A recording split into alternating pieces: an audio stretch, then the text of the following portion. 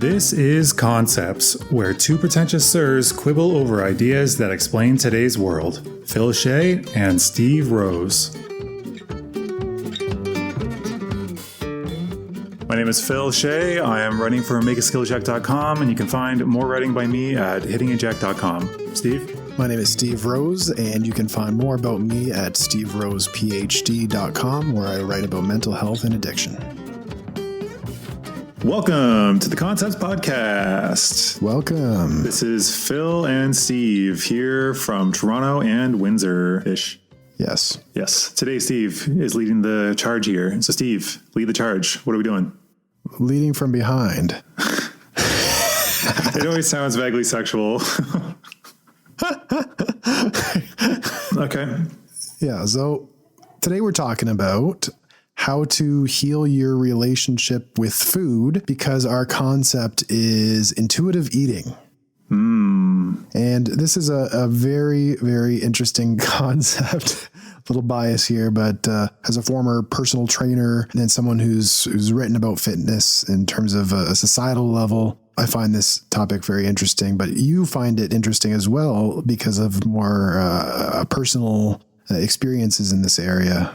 I mean, I think everyone finds it interesting because it's about how to have a better relationship with food, because everyone has weird relationships with food, like forbidden foods or things they should be eating. And a lot of judgments are both internal and external coming about this. So I think this should be interesting for most people because I guess has to challenge a lot of assumptions that mainstream thinking tends to push on us. Yes. And that's what we're going to challenge today is the mainstream thinking, which is called diet culture, which we're going to be referring to, and how it's actually quite toxic and it gets the exact opposite of what it's preaching. Shocking. The idea is restrict your foods for weight loss purposes, and that does the exact opposite of what you'd expect.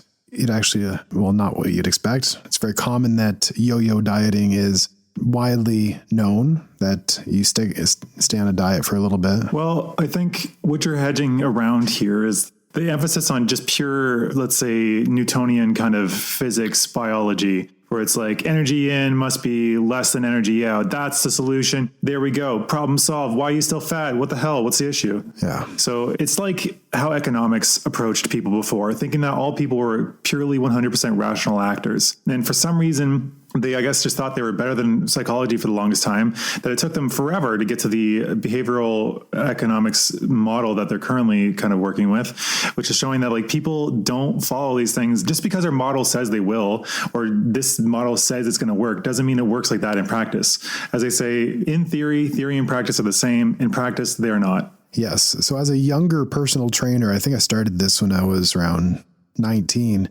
And I really took it from a scientific perspective of, we're all rational and this is the best plan. You do the math on the basal metabolic rate, you calculate the calorie consumption, and you factor in exercise and foods eaten and various types of calories from various types of nutrients. And then you have the formula for weight loss and you have it. And it felt like it was like this magic thing that you possessed, and you just needed to tell people what it is and give them the solution. And then there you go. You get a transformation. But in practice, it doesn't work that way. This was always really annoying to me because everyone thinks that anybody who's never had to lose weight thinks it's super easy because they don't have to do anything. It's kind of like a rich person who's always been rich, always been very affluent, always had lots of opportunities because of the inherited wealth and the connections their parents have, thinking, why don't these poor people just make money? What's wrong with them? I did it. It's easy. But like clearly they're not facing the same struggles and they don't know what they're talking about, but they think they do. And so I've never faced the struggle. And so being in the personal training field, having never experienced that struggle, I thought, well, it's pretty rational. You just got to do this thing. It must be a knowledge problem. Here's the knowledge. Do this plan. I had a friend who was a historian, and she believed that if only she could sit down the leaders of Israel and Palestine, this was like way before this current situation is going on. This was like a decade ago, where she said if she could sit them down and explain the history to both of them, then that would solve everything. Like, you don't understand psychology at all, apparently, because that's not going to make a lick of difference, frankly. Yes. And the same with mental health and addiction. People will approach it as if it's a knowledge problem. Like, oh, they just need to know how harmful this substance is, and then they won't do it. Yeah. Don't you know you're killing yourself? Don't you know that cigarettes cause cancer? No. And so it doesn't work that way. And with the approach to eating, it goes under the radar because diet culture is everywhere. You have ads, you're bombarded by it like crazy. So people don't often recognize how toxic and counterproductive it actually is. Yeah. So we're looking at intuitive eating, and it's actually a book, and it's an approach by Elise Wright and Evelyn Tribol, I believe. They're both nutritionists, and they've written a book, and they're the original founders of this concept of intuitive eating, which we will link. And so this is the book we're basing it on. Yeah, that is the book. You're right. Sorry, I just cut you off, but you said something just before introducing the book about how everyone's talking about we should diet and such. But I think one very obvious piece of evidence that this culture does not like this approach is that the health at every size. Have you ever heard of that? HAES. Yes. It's a movement that's been trying to get people to accept that you can be healthy at larger sizes. Because some people, frankly, I mean, there are some people that if you just see their head, you know they're going to be a more burly body because it would seem weird to be like a bobblehead if they did lose all that weight. Plus, like they have a larger frame. And through genetics, they're just not going to be able to get away from that. And so for some reason, that movement has been so deeply demonized and attacked. And people try to make straw men of it, saying that like, if you're morbidly obese, that's not healthy. That's not what they're arguing. No. They're arguing that by following this current approach, it's the most defensible argument I've heard of it was from that book that we're talking about today, was that by listening to what your body actually wants, you will end up where your body naturally will be most healthy if you're able to listen to it. But like, let's get into it. I'm just kind of jumping on that. Yes. Yeah. The idea is listening to your body first and foremost, and diet culture, the fitness industry is really the exact opposite of that. It's more like, come to us for the knowledge. Don't listen to your body. Actually, it's almost like reject your body, very actively rejecting it. Don't trust it. Trust me, here's the plan. Follow this. Don't think about it. Just follow it. Yeah, don't listen to what your body tells you. These are the real keys. Think about it. It's from the societies that are most unhealthy that are constantly doing this. Yeah, so Western society, we're largely talking about here, but Western culture more generally and how it's... Maybe even just North America, frankly. But Western culture doesn't have to be in Western society. You could see it growing in China. Western culture is quite prevalent from at least my understanding. Yeah, and a lot of all the extra sugar and shit pumped over there. There's a list of things that I laid out in this article. If you wanted to check out the summary of that book, you can find it on my website, steverosephd.com. It will also be linked. Yeah, wrote a whole article just summarizing the book if you don't want to go for the full book. Oh, side note that we didn't drop there, and I should probably add this to the intro. Every reference we make in the podcast will be in the show notes. We've got comprehensively linked show notes where I listen to everything we say, and even an offhand comment about somebody, I will often link. So if you don't know who it is, or don't know what we're talking about, or want to explore further, it's all there. Just to be clear. I love how you forcefully said that. Because people have been like, I don't know who that is. I'm probably going to actually remove that specific excerpt and put it with the other thing we put at the beginning. So we'll probably hear that twice.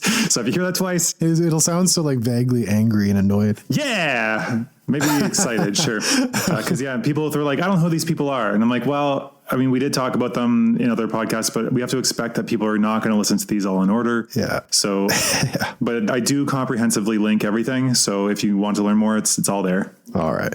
Very good. So how do you know if you have an unhealthy relationship with food? And I came up with a list of things, and maybe we can go through each of them. Hit me. First one is you classify certain foods as good or bad. That's pretty common. Who doesn't do that? I mean, everyone does that. I don't think it's a matter of whether or not you do that. It's with what severity do you do that? Yeah, and how much shame you have about it. Yeah. How much are you thinking about it? How much does it plague your mind all day? I have to resist the sinful thing. You know, we use the language like that. But I think the healthier form, though, like the one is the moralizing form, which is unhealthy. Yeah. But I think the healthier form is that, like, will this make me feel good, or will I regret eating this? Like, it's not about whether it's good or bad, but like, do I feel better or worse after consuming this? Because if I feel worse, then why the hell is it worth the cost of whatever enjoyment you had from consuming it? Exactly. Yeah. The good or bad classification is helpful if it's based on your own body's reaction. You're listening to it, but it's unhelpful if it's coming from like a top down personal trainer says no type of attitude. So why is it unhelpful to list certain things as bad and morally wrong, and you can't do it? It's shameful because the idea that what you resist persists. I don't know if you're familiar. Carl Jung, yeah. Jungian psychology. So if you resist something, it gives it more allure, more power. It really amplifies that attraction to the thing that you're resisting. This is huge in addiction counseling. It's why you don't start with, oh, don't do that bad alcohol. Don't even think about it, and it just kind of makes it into this like fantasy thing. And we talked about this in our previous episode of leaning in and using kind of a verbal judo approach to motivation rather than just trying to tug of war approach. Tug of war, you get resistance back.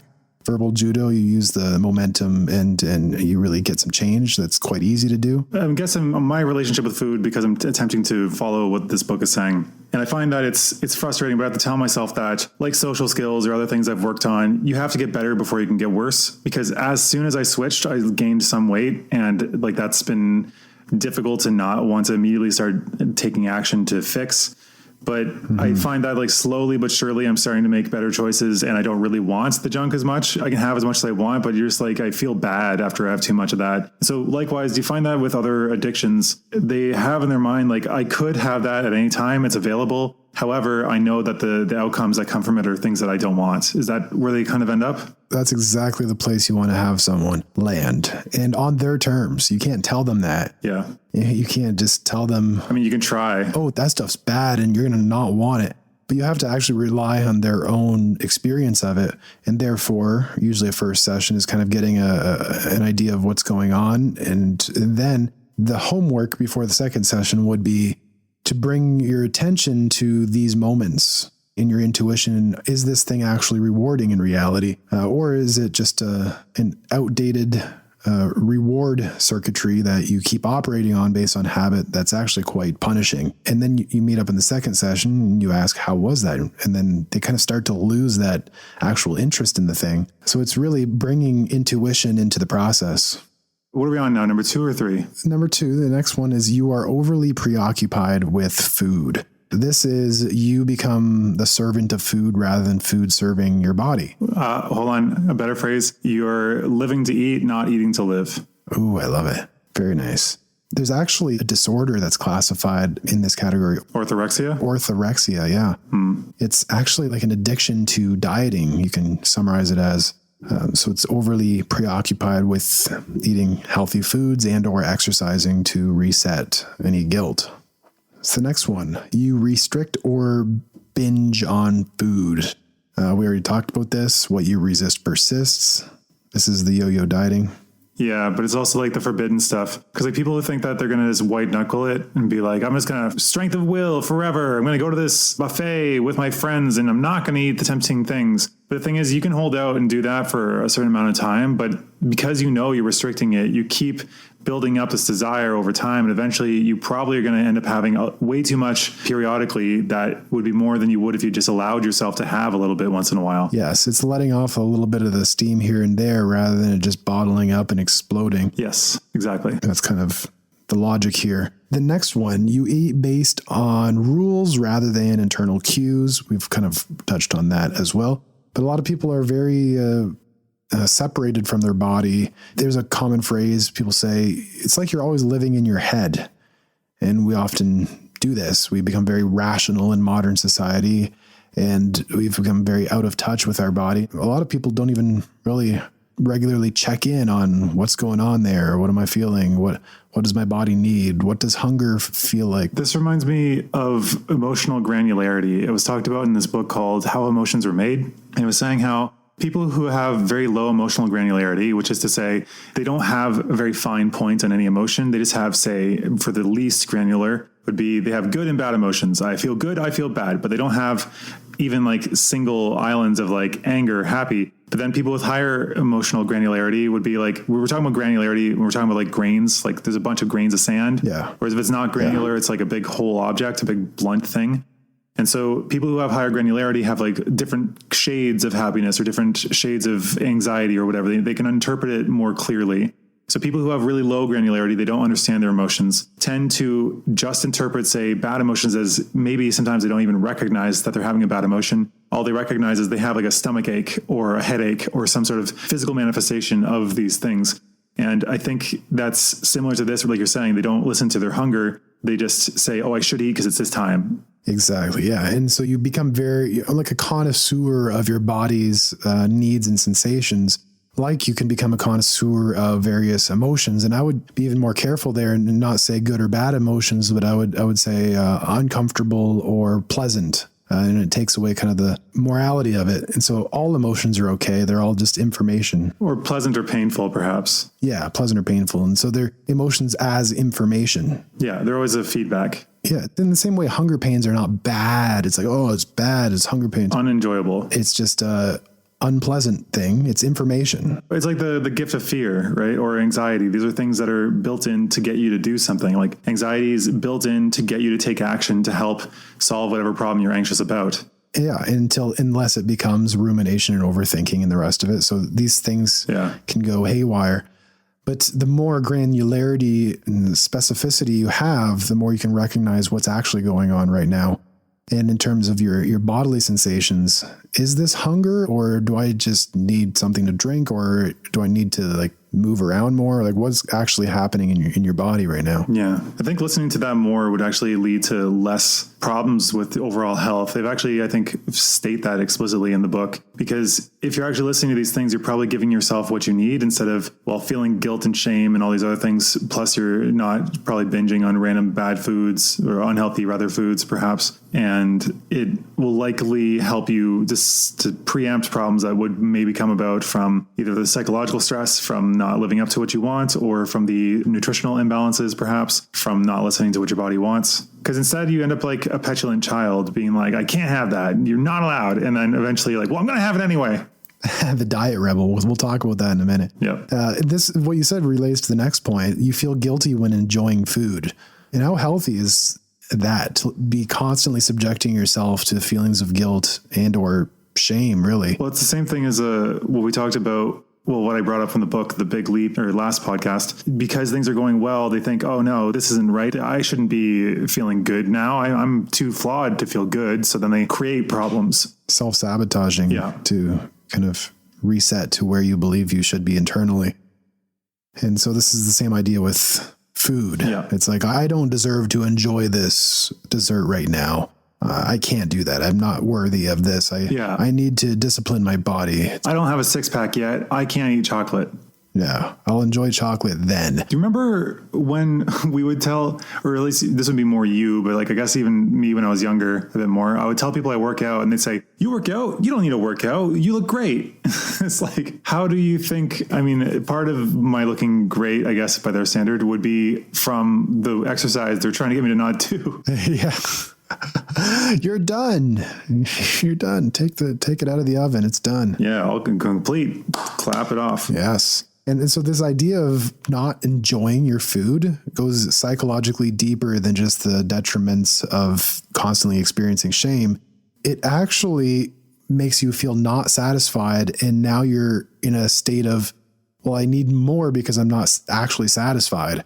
And so it puts you in this constant state of dissatisfaction. And then that scarcity fuels constantly needing to focus on it now because I feel deprived. It plays a psychological trick on you that leads again to the binging cycle of just going all in. Yeah, they were talking about in the book how, like, say somebody really wants ice cream, but instead of ice cream, they have this like frozen banana pureed thing that's kind of like ice cream. Yeah. And then they end up having like a dozen bananas when they would have just been satisfied with half a cup of ice cream, like real ice cream. Yeah. So in having the healthy alternative, you're actually often having more of it because you're just not satisfied with the actual flavor. It's partially that, but it's also, I think, just this mental thing that happens because in research, they showed that having the same crackers where one was listed as fat-free and the other one was just listed as like normal cracker, the people with the quote unquote healthier option, they're the exact same, they actually ate significantly more because they thought it was a health food. And so they gave themselves permission. Yeah. So it's not actually because it's made of bananas makes it unsatisfying inherently.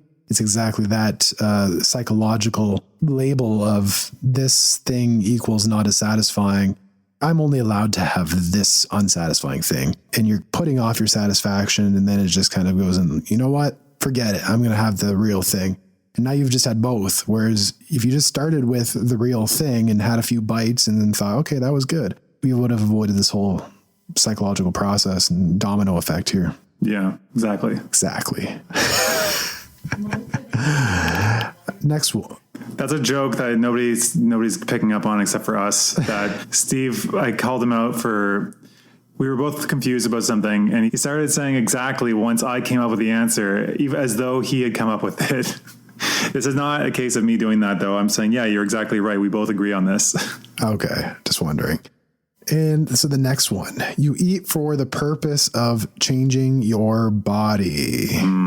Well, that's tricky though, man. That's a tricky one though. You see, like even you have done that for like gaining muscle, right? Exactly. No, but that's right. That's fine in that context. So you are able to eat for the purpose of changing your body. If you're heavily steeped in diet culture, it becomes more of an obsession though. It becomes, I need to be deprived of these foods because my body is not okay the way it is. And so this results in an obsessional focus. I am not enough. I must have penitence through restricting these things. Now, if you're early in the intuitive eating stuff, I'd probably hold off on the focus on changing your body too much because there's a lot of baggage from diet culture.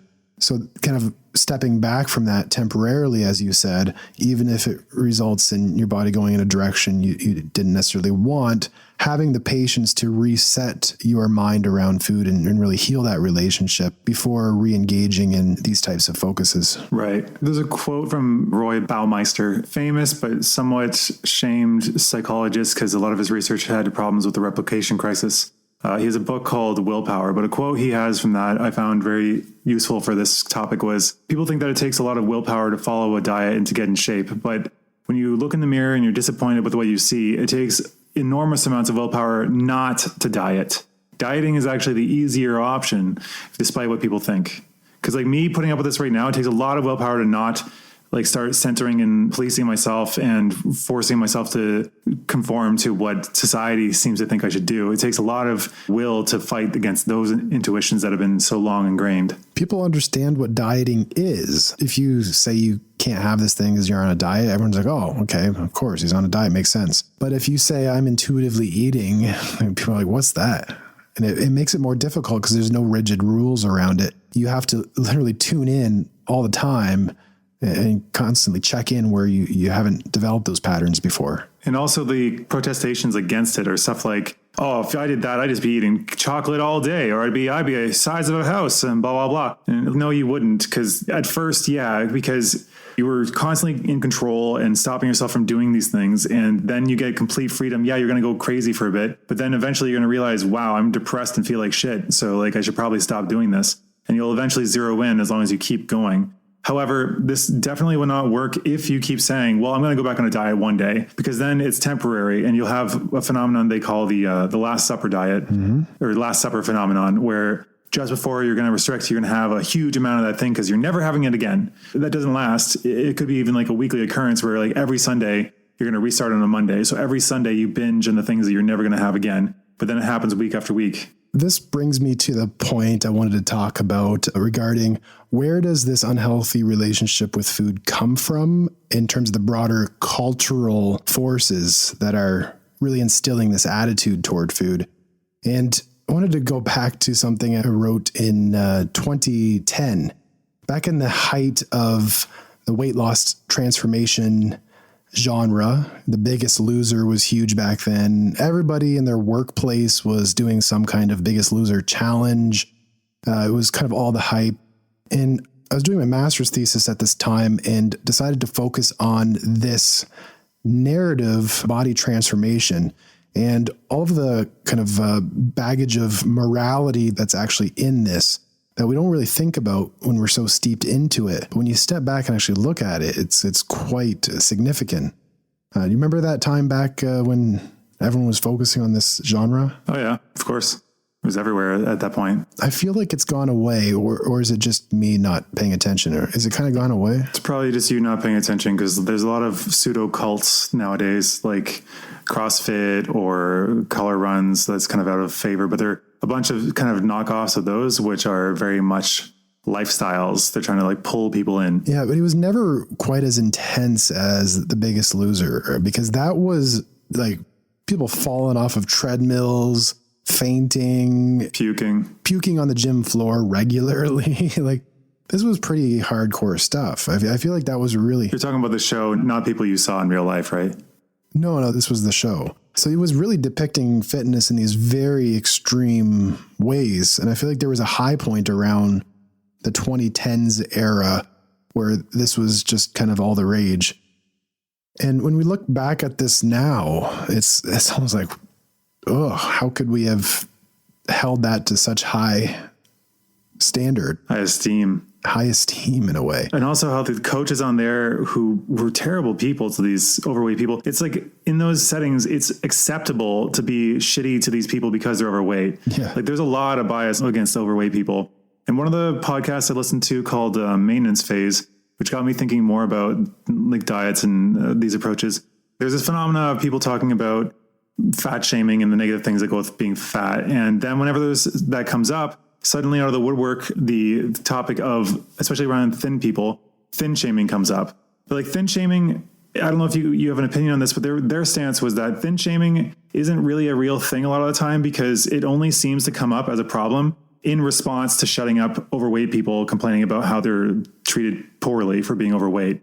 And while you're right, like being very thin has some people making some catty comments, overall, thin people are generally regarded as being more competent, like smarter, better leaders, a bunch of just intrinsic biases that come with these things. What do you think about that? As it just being a phenomenon in response? Yeah, the research would probably bear that out exactly. Have different traits attributed to thinness, such as, yes, intelligence or success. I think these things have been studied. And I know they've been studied in regards to height, where they'd have a shorter male and a taller male, and who's the CEO and that kind of idea. And I don't know if they've done it. Right. I can't recall any studies. They've definitely done that for weight. They've done it. I don't know I can't think of the citations. I can't quote them either. I know I've seen them in my undergrad, but like there definitely are. But my point was more about how thin shaming as a topic only ever comes up in response to fat shaming. Do you have any take on that? Yeah, we don't usually talk about it unless it's in that context. Yeah. I mean, fat shaming is often, I think the root is often disgust or moralizing and saying they're bad or weak people. Yeah. Thin shaming, if it does exist in isolation of fat people, typically is out of jealousy. Like these people wish they were thinner. It's like, yeah, interesting. Yeah. It's like shaming a well-endowed woman. I remember in grade school, there was one girl who developed earlier than the others, and the ones that hadn't yet developed were saying that, well, boobs are mostly made of fat, so she's actually fatter than us. So it's different, coming from a different place. One's coming from a moralizing kind of disgust realm, whereas the other one's coming from jealousy. Yeah, no, you're bad. And the other one's, yeah, I wish I was like you, so I'm tearing you down. I really want to go into that moralizing and disgust realm, because a lot of morality socially throughout history, I know this is a huge sociological point, has themes of disgust, and sanitation and cleanliness are often kind of going hand in hand with morality. And morality was really huge with protecting societies from contagion, early societies. And this is how morality functioned in binding a society together. It was, you see a lot of Judaism has a lot of these cleanliness rituals. They're useful memes for the followers to continue to survive and to propagate. Yeah. It's like an operating system. Yes, it is a very useful thing, and they had functions throughout history. And today we have cultural baggage that it can bind us together still, but the whole cleanliness elements are often not really necessary in some ways. But in terms of the weight loss narratives, I followed this theme through the show I Used to Be Fat. It's a show that used to be on MTV. I know we've talked about it a bit. And the narrative that these kids would go through in their summer of dramatic weight loss before college, it followed almost like a Christian ethic. And when I say Christian, I mean like the Protestant ethic, kind of Puritan values, which we've talked about before in terms of the Protestant ethic and the spirit of capitalism, Max Weber, and that kind of sociology, if anyone's familiar. And the narrative of starting the show, they would look into the mirror and have to do a sort of confession with like their shirt off and looking at themselves. It's just disgusting, frankly. Not the people, but this kind of chastising them. That could be easily snipped and misinterpreted.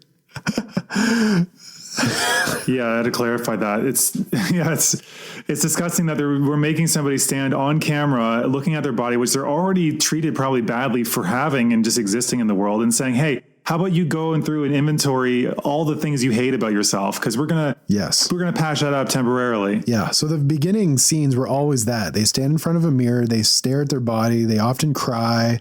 They're like, I hate myself. They grab their fat. And, it's the kind of stereotyped shaming type of situation.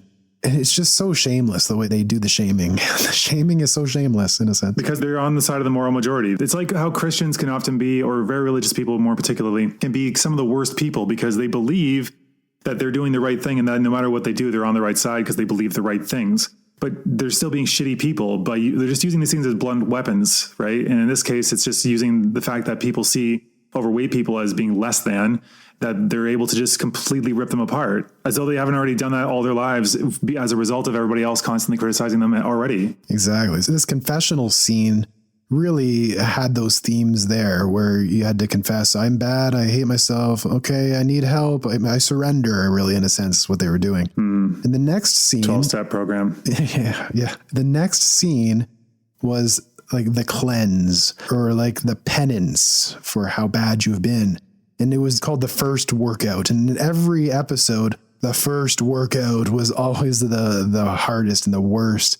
And they almost always puked. Really, they were always near puking or puking in a lot of these episodes. Seems just like torture. Yeah, like literal torture. It was almost as if like the puke was symbolic, where it was cleansing the body of toxins or the evil within it, and it was almost like this kind of like self-flagellation. You're just inflicting damage on yourself to be penitent. An exorcism in a sense. It was like getting the devil out. Yeah. Really? That's kind of how they approached it, really. Throughout the episode, there would be the temptation or like the devil or is kind of tempting you back into the old ways. And it would usually be in the form of cookies or sweets, generally, interestingly, presented by a maternal figure. So there'd be like a mother that would leave cookies on the table. And inversely, there would be a mentor figure that would emerge, and it would be generally a paternal type figure or the father who would kind of coach them and help them along the hero's journey and get them past the temptations. I think these are, I don't remember if they're Jungian or Freudian, but these archetypes of I think it's Freudian, the overbearing father and the indulgent mother. I don't know if they were consciously applying these kind of archetypes, but they really play into how we generally see fat as feminine and bad, and then women kind of get the short end of the stick. And childlike. Yeah. And then in modern society, we've seen masculinity as good and as strong, and therefore more associated with muscle and rationality. You see this in early modern times, particularly where it's highlighted. But it's odd though, because like a lot of men end up carrying more weight in general, but those men end up being much stronger. Like if you look at the strongman competitions, those guys are not thin stick guys with no fat. Like it seems to play some role in their physiology that it's just there. And it's just, again, like some people are just going to be a burly dude or burly woman, and that's just how they're built.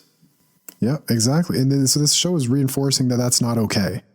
And that in order to go to college and be accepted and be confident and successful in college, you need a slender body. And how do you get that? Well, you get it through going through this kind of regimen where you subjugate your body, you overcome your body in a sense. And this is the idea of overcoming it through reason. Yeah. Crafting your body. Yeah. And so the mind, in a sense, is to overcome the body, privileging reason over the passions or the sensations. Yeah. But this is a false dichotomy, though, because like the mind is part of the body. And by abusing the body constantly, you're going to be abusing your mind, as these people are. And that's what this whole thing is about, right? Like this is all one integrated machine. It's a complex system, and to constantly break them apart and say they're at odds is like the whole nature versus nurture argument. It's stupid. It's both at all times. It's a fundamental problem with the paradigm itself, and that mind-body separation as an outdated paradigm from Rene Descartes, where he says, I think, therefore I am. And really, we had the mind-body dualism thrust into the culture in that way, and Christianity picked it up in its own way of using its metaphors for this. And so what I argued here is that weight loss television was depicting or was a representation of the most recent version of this modern morality. I think David Hume kind of brought that back a bit, and just that came to mind, just the quote, reason is and ought only to be the slave of the passions and can never pretend to be any other office than to serve and obey them. That is, apparently, according to psychological research, among the most truthful statements of the relationship, because I think Socrates was basically saying that the passions are the things that are like the horses in front of a chariot, and reason is the chariot behind it, leading them. But it seems more like it's a slow elephant, and the mind is a rider trying to slowly guide the emotions. Or that's a Jonathan Haidt thing. He's a psychologist. Jonathan Haidt, I was just thinking, yeah. Or his other one was the reason is the press secretary. Like our emotions are the president that decide something, and then our minds are the press secretary having to sell it. Okay, well, that decision has been made. Okay, well, like how do we make this make sense? Yes, that's exactly it. Yeah, and when you saw the presidency of Trump, that was highlighted more than ever because he operated very much on this impulsive kind of emotional level. Chaotic. Yeah, and then the press secretary would have to come out and be like, oh man, how many did he have? 2 or 3? He had so many of them, so many. So the press secretary would come out and be like, this makes sense because of X, Y, and Z. So reason is like our press secretary. It makes sense of what we've already decided, but it makes sense of it after the fact. Do you notice that the press secretary was warped and had to start speaking like Trump in non-factual and obfuscating, just clouding the meaning of what was going on because they didn't have a good reason. They couldn't sell it sometimes. They just deflect. And so they started reflecting each other. So that was a very interesting dynamic. But likewise, I'm tying that back into the body, I guess, because we're denying the body constantly, and it's going to start reflecting back and forth. They're going to start acting out. Yes. And so this is where we get to the idea of the diet rebel and the food police. And I think it's helpful. The different personas. Yes. If we talk about this, this will really encapsulate it metaphorically, and it's also going to be a practical takeaway for people. So in the book Intuitive Eating, they highlight 6 food voices, and you can recognize these voices internally within yourself and know which one is talking right now and what is it saying. Is it helpful? Is it unhelpful? And so the first one is the food police. That's the internalized, moralizing voice of diet culture. It's telling you what's forbidden, what's allowed, what you can and can't do, should and shouldn't do. You're kind of operating based on these laws. It's both internal and external, though. They are talking more specifically about the internal one, but like there's constantly forces of people around you also shunning you and provoking the police in your mind to come forward and arrest you. Yes, the food police is yourself, but yes, this is the voice that also can be the parents, the coach that becomes internalized. It is particularly difficult because I'm doing this by myself without a counselor. I considered reaching out, but I can't really afford one at the moment. We can talk about other options. I can tell you about some free resources. Oh yeah, let's do that later. So what I've noticed is that the hardest part for me, because it's fine when you're in isolation, but when you're doing something in public and people are looking at you or they explicitly say something to you, you shouldn't be eating that, or oh, that's so much butter. And you're piss off. I'll do what I want. And then it makes you either feel shame or double down and be you know what, I'm having even more. Because then this leads into the next one, if you want to go there. Well, the next one would be the nutrition informant. What? No, the diet rebel. I just queued that up entirely. Why'd you switch? Because I'm going in order. Whatever. Nutrition rebel. Basically, it should be the second one in my opinion, because it is directly related to the police. The police show up and they're hey, don't do that. And you're piss off. I'm doing what I want. I'm going to do it even more. Yeah. So the diet rebel is the second one then. Let's say it's the second one, not the third one. There is just a point in the book. They do not number them as far as I remember. They don't, but they say it in this particular order. Whatever. Okay. We're skipping to the diet rebel. Let's address that first, because I think that makes the most sense. Yeah. So the diet rebel is the voice of screw it, I deserve this, or I've been deprived far too long, I don't care anymore, I'm just going to have everything. Don't tell me what to do, don't control me. Internal libertarian kind of clawing. It's like, okay, anorexia people think is about thinness. It's more about control a lot of the time. Yes. It's usually from overbearing parents. And this is similar, where like their parents are forcing them to eat or forcing them to do this or that. And since they have no control in their life, they take control back by taking control of the one thing they can, which is the stuff they put in their body. Likewise, in this way, people are saying, don't do that. Don't, you can't, you're not allowed. I forbid it. That just guarantees it's going to be more enticing. It's really the binging aspect of this. And this is the voice that comes in before a binge. And it just says, you know what, you tell me I can't do it, food police, I'm going to do it. And I'm going to do it all out. And so that's the diet rebel. The next one? I think we already know what it is. Nutrition informant. The nutrition informant. The reason why I like to say after the food police is because it's the thing that informs the food police.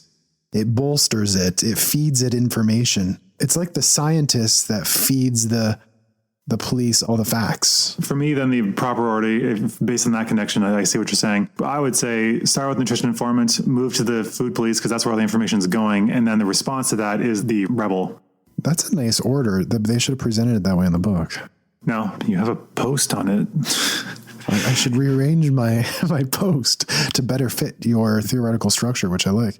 So the nutrition informant is like, this many calories is healthy. You should have this much fat, this much carbs. So counting your macros is kind of the new version of counting your calories. Yeah. But the thing about counting calories too, and these macros is that their variation between products, like, so each burger is not, I mean, some of them try to like make it absolute, but a lot of these places, because they know that customers are doing this, they are incentivized to try to like tweak the numbers. Have you ever noticed, if you pay attention to serving sizes on stuff? Oh yeah. It'll be a single bottle and it'll say this much calories. And you're like, oh, only like 10 calories for this thing. But no, that's only for like a fifth of the bottle or something. Yeah. 1/5. How do I measure that?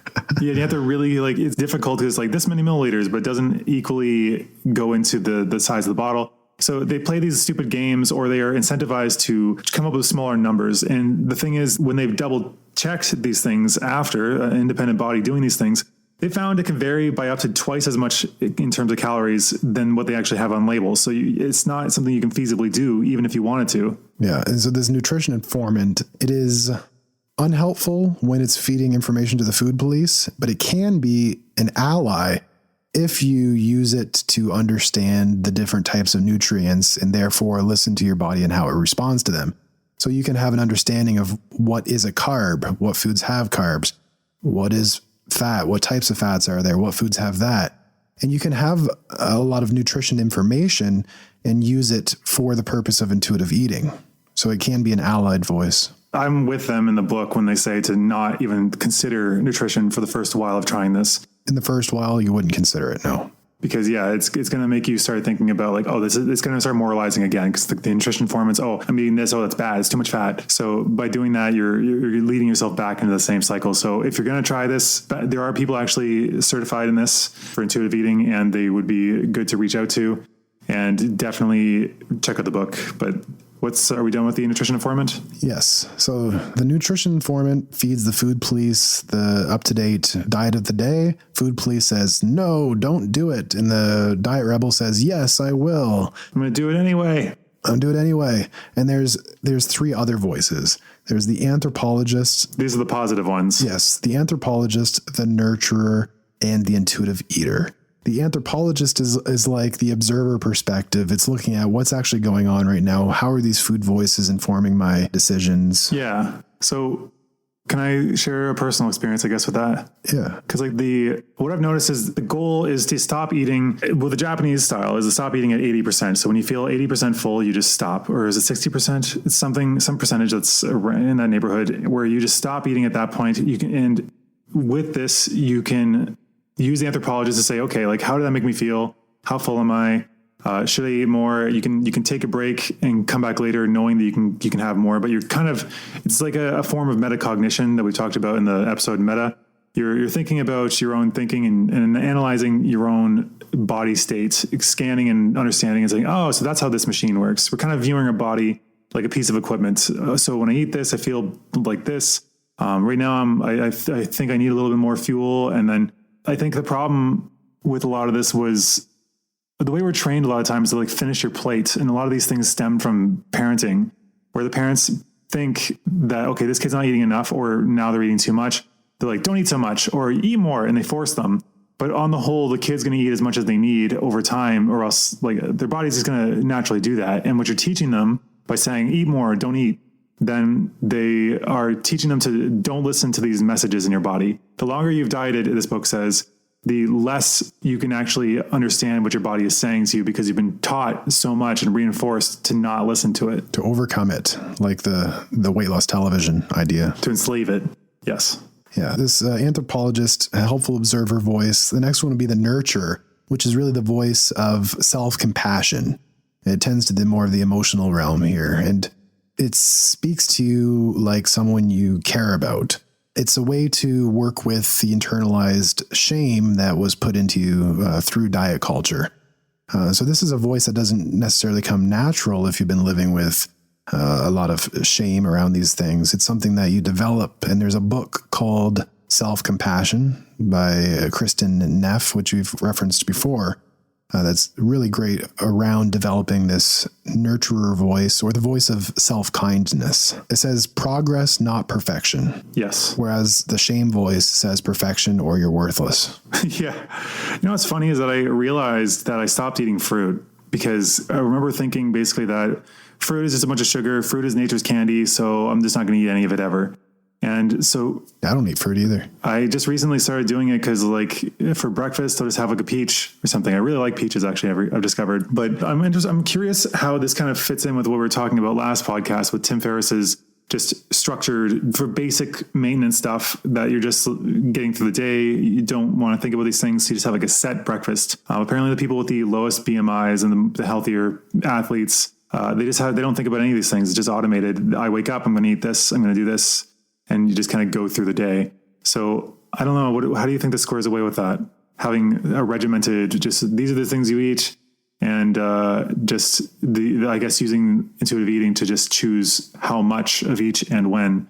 But the question of what is taken care of. You think that squares away fine? Yeah, I think so. Maybe not in the beginning, because it could feel very rigid if you're starting the intuitive eating process. Yeah, like you feel like you're not truly free. You're just going on another diet. Yeah, you'd feel like another diet too much. It would trigger all that baggage. But if you had a healthy relationship with food, or healed your relationship with food, yeah, why not? You figured out what you liked already, and therefore, why not create a system around it so you're not having to think about it as much? Yeah. And so the last voice is a combination of this, the nurturer, and the anthropologist, the observer. It's also integrating the allied or healthy version of the nutrition informant. And there's even an allied version of the diet rebel. And what that voice says is it rebels against attempts of people to cross your food boundaries. So you're not rebelling against the food police anymore by binging. You're rebelling by standing up for your boundaries and saying no, and really not having shame around this. And these messages are coming in. Yeah. Sorry, what was that last one called again? The allied version of the diet rebel. And that's all part of the intuitive eater. That's kind of a accumulation of all of the voices, where you're listening to the anthropologist of what's going on right now. You're speaking to yourself compassionately. If there's a slip or anything, you're not beating yourself up. And you're also kind of hearing the helpful facts about nutrition and applying it to what your body responds to well. And also maintaining personal boundaries when people try to cross them. So I think we're running out of time. So I'm just going to say, why should somebody consider intuitive eating instead of just dieting? Diets have been shown. Some of them seem to work and people are always excited about them. What's the point of doing it this way? It seems like it's just another diet, people would say. It would seem that way, but it's quite a different thing. And it leads to actual better health outcomes, not just mental health outcomes, but physical ones as well. And so this is not just a throw out dieting, anti-diet, I'm just going to eat fast food all day type of idea, because that wouldn't feel very good if you're actually listening to your body. I have a metaphor. Throw it in. So traditional diets would be like following a cult leader and listening to everything they say. Whereas this particular form, if you want to call it a diet, is about teaching the person critical thinking. So one is just exporting all their thinking to somebody else and doing it without question as much as possible. And this one is about teaching somebody to think and learn how to do it themselves in a way that is optimal for their own situation. Love it. And so maybe we can end it there. The take-home message here really is trust your gut. In more ways than one. In more ways than one. All right. Thanks for tuning in. We'll see you next time. And thanks for sticking around. All right. Take care.